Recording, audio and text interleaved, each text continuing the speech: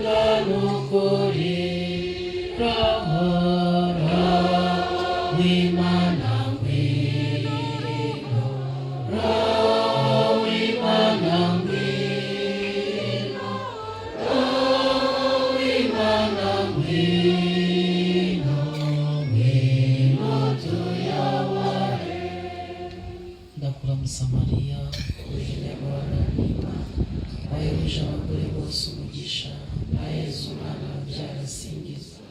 Mariya mutagatifu umubyeyi w'Imana, urajya udusabira tw'abanyabyaha kuri ubu n'igihe tuzapfira.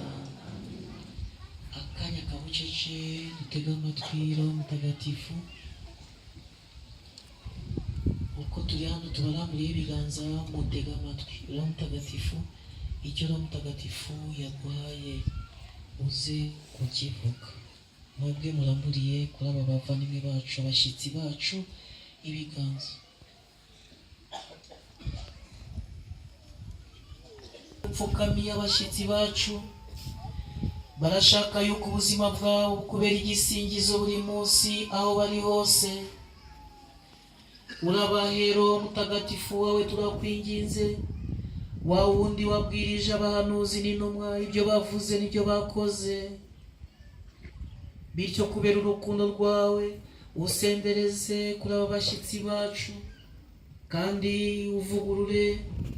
ubavugurure Nyagasani, kandi ubakomeze mu bya byishimo na za mbaraga twakomoye ku munsi wa Pentekosti, maze ubahe ingabire n'impano bagusaba, bitume bakomeza kwera imbuto nyinshi, kandi bamamaze hose ivanjiri yawe nta bwoba, barushaho kwicisha bugufi burimo wose ku bwa Kristo umwami wacu.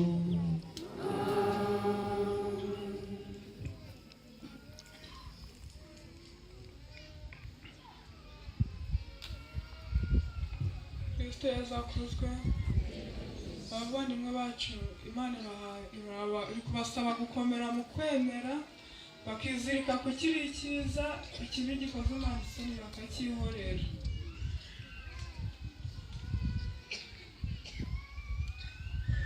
Kristo yazakuzwe. Abavandimwe bacu, Nyagasani abahaye urumuri, kandi aravuze ngo nimukenyere kandi muhorane amatara yaka. Kristo yazakuzwe. Nyagasani avuze ngo nibahore bishimire muri Nyagasani. N'Abanyafilipi umutwe wa 4 umurongo wa 4. Kristo yazakuzwe. Ijambo ryo guhorana amatara yaka nanjye narihawe. Mutangiye gupfukama mwabonye ishusho y'ikibatsi cy'umuriro, kandi ni ishusho ya Roho Mutagatifu. Murasenderejwe nta kushidikanya rwose, kandi Roho Mutagatifu ni urumuri muhawe.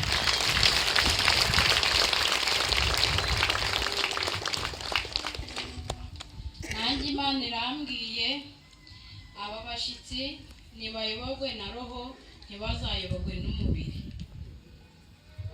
Ikindi umuvandimwe wavuze ngo mureke kwizirika ku bibi, ahubwo muharanire icyiza. Murimo kuza, Nyagasani yahamagariye abagiye kure y'Imana bifungiye amasakaramentu kumugarukira. Niba hari undi wahawe ijambo,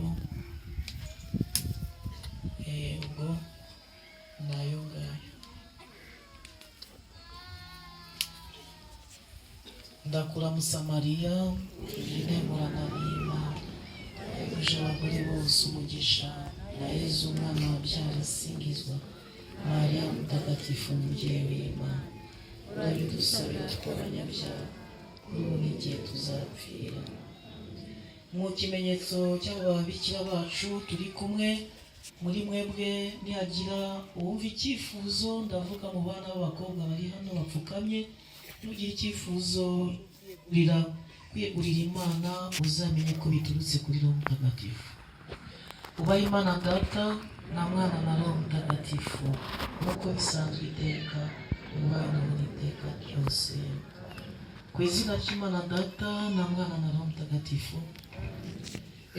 Numvaga rero ivo uri udukorasi, ariko udukorasi ntagatifu, maze Mana warakoze